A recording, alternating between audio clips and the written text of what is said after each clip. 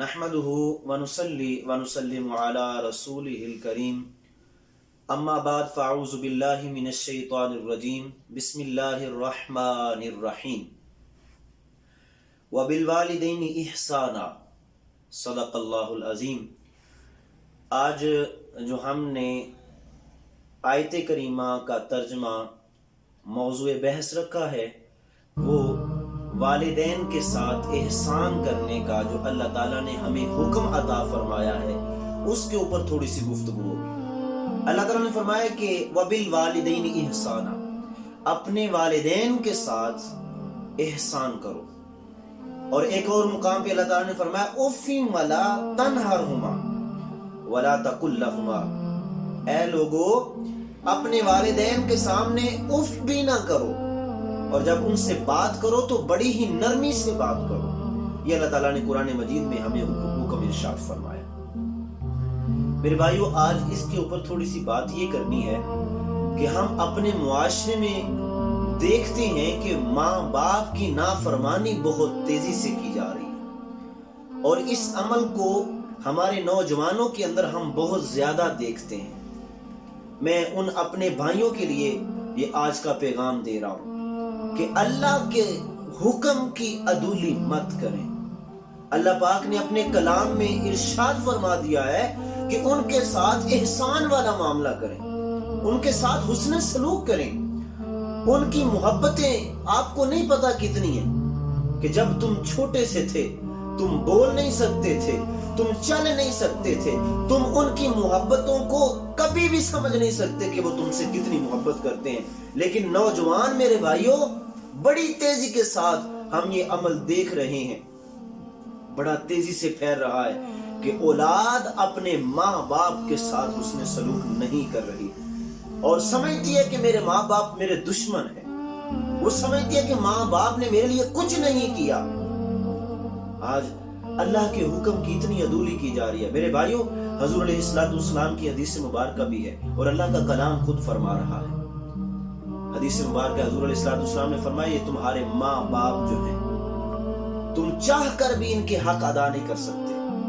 آئیے حدیث مبارکہ ہے حضرت ابی امامہ رضی اللہ تعالیٰ عنہ ان رجلا قال یا رسول اللہ صلی اللہ علیہ وسلم، حضرت ابو امامہ روایت کرتے ہیں کہ ایک آدمی آیا تاجدار کائنات صلی اللہ علیہ وسلم کی بارگاہ کے اندر، اور اس نے کہا ما حق الوالدین، اس نے عرض کی یا رسول اللہ والدین کا اپنی اولاد پر کتنا حق ہے؟ والدین کا اپنی اولاد پر ماں باپ کا کتنا حق ہے؟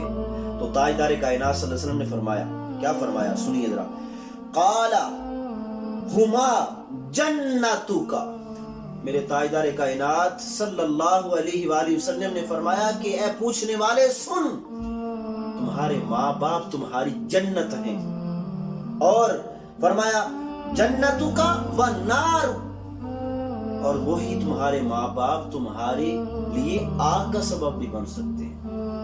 وَنَارُكَ، اسے ابن ماجہ کے اندر روایت کیا گیا، فرمایا تمہارے ماں باپ تمہاری جنت بھی ہیں، اور تمہارے ماں باپ تمہارے لیے آگ کا سبب بھی بن سکتے ہیں۔ تو صحابہ نے پوچھا یا رسول اللہ وہ کیسے؟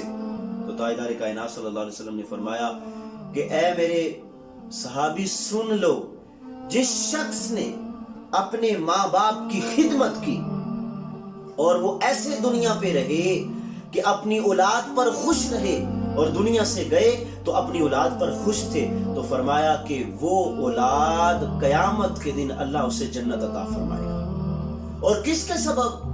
ماں باپ کے ساتھ حسن سلوک کے سبب، ماں باپ کے ساتھ اچھا بولنے کے سبب، ماں باپ کی خدمت کے سبب۔ دنیا کو ترجیح نہیں دیتا تھا، ماں باپ کی خدمت کو ترجیح دیتا تھا، اس کے سبب اللہ قیامت کے دن اگر اسے جنت میں داخلہ عطا فرما دے۔ اور اسی کے برعکس دیکھیے، میرے حبیب علیہ السلام نے فرمایا لوگو، جس نے اپنے ماں باپ کو ناراض کر لیا، جس نے اپنے ماں باپ کی نافرمانی کی اور ان کو دھکے دے کے گھروں سے نکالا، آج معاشرے میں دیکھتے ہیں ماں باپ کو دھکے دے کے گھروں سے نکالا جاتا ہے، جوان اولاد جو ہے وہ باہر نکال دیتی ہے، وہ بیچارے گلیوں بازاروں پہ، اسی لیے پیدا کیا تھا انہوں نے کہ اولاد کے دھکے کھائیں، ان کے ارمانوں کو جو تم نے دفن کیا، ان کے ارمانوں کا جو گلا گھونٹا۔ میرے بھائیو، اس نے تمہیں پیدا کیا، اس نے تجھے پرورش تجھے دی، اور تجھے وہ کما کے لا کے کھلاتا رہا۔ اس کا اتنا بھی نہیں حق کہ وہ جس گھر میں رہ رہا ہے وہی اس کو نصیب ہو جائے، وہ چھت نصیب ہو جائے، دھکے دے کے باہر نکالا جا رہا ہے۔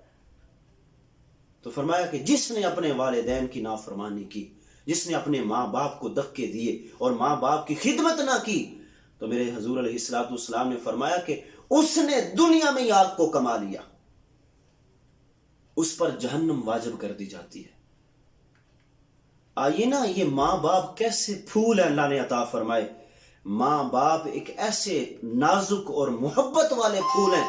حضور علیہ السلام کا یہ جو حسن سلوک کا اللہ تعالیٰ کے پیارے حبیب نے فرمایا ہے، اس کے پیچھے ایک سبب ہے، ایک حکمت ہے۔ کتنے وہ کریم ہوتے ہیں جب بچہ بول نہیں سکتا، بچہ اپنی بات کو بیان نہیں کر سکتا، وہ ٹھیک سے چل نہیں سکتا، وہ ٹھیک سے رینگ نہیں سکتا، وہ ٹھیک سے بول نہیں سکتا، سن نہیں سکتا، اپنے جذبات احساسات بیان نہیں کر سکتا۔ مجھے بتائیں کہ پھر کون اس کی باتیں اس وقت وہ سمجھتا ہے؟ ماں باپ کے علاوہ کوئی ہے جو ان کی باتیں سمجھتا ہو؟ اس کے پیٹ میں درد ہے، اس کے سر میں درد ہے، اس کے بازو میں درد ہے، اس وقت کون سمجھ پاتا ہے؟ مجھے بتائیں، سوائے ماں باپ کے کوئی سمجھتا ہے؟ اور آخری بات کرتا ہوں، اللہ نے ماں باپ کی خدمت پر نبیوں کا ساتھ جنت میں جو ہے وہ عطا کیا ہے۔ آئیے نا، حضرت موسیٰ علیہ السلام کا ایک واقعہ ملتا ہے۔ اللہ تعالیٰ سے پوچھا کہ مولا مجھے بتا، جنت میں میرا ساتھی کون ہوگا، ہمسایہ کون ہوگا؟ تو اللہ تعالیٰ نے فرمایا، موسیٰ فلاں علاقے میں چلا جا، وہاں جا، اور وہاں ایک قصاب ہے، ایک کسائی ہے، وہ جنت میں تیرا ساتھی ہوگا۔ حضرت موسیٰ علیہ السلام وہاں گئے اور وہاں جا کے دیکھا کہ وہ قصاب کیا کر رہا ہے، وہ نرم نرم اچھا گوشت سائیڈ پہ کر رہا ہے اور ہڈیوں والا گوشت لوگوں کو بیچ رہا ہے، اور جو اچھا بہترین گوشت ہے اسے سائیڈ پہ کر رہا ہے۔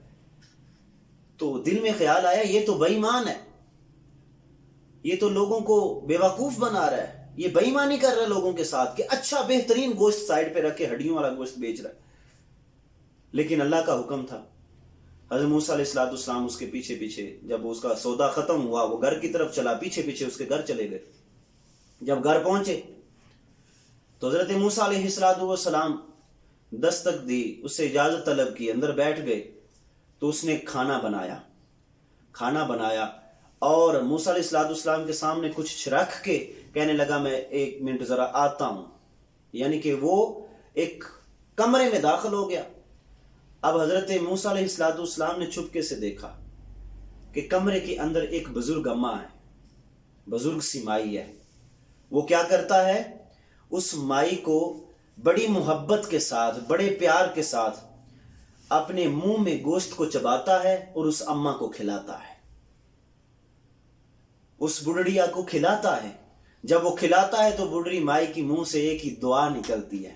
وہ دعا کیا نکلتی ہے کہ یا اللہ، میرا بیٹا میرا بڑا خدمت گزار ہے، اس نے میری بڑی خدمت کی ہے، مولا وقت کے نبی موسیٰ علیہ السلام کا جنت میں میرے پتر کو ساتھ عطا فرما دے۔ وہ اس اماں کی دعا کا اتنا اثر ہوا کہ اللہ نے اس دعا کو قبول کیا اور موسیٰ علیہ السلام کو فرمایا کہ موسیٰ، جنت میں وہ کسائی ہی تیرا ساتھی ہوگا، تیرا ہمسایہ ہوگا۔ تو میرے بھائیوں، ماں باپ کی دعاؤں پر جنت میں نبیوں کا ساتھ بھی ملا ہے۔ آج ہم اپنی جنتوں کو باہر سڑکوں پہ پھینک دیتے ہیں۔ یہ وہ دور جہلیت تھا جب منڈیوں میں بیچا جاتا تھا، آج دھکے دے کے باہر نکالا جاتا ہے۔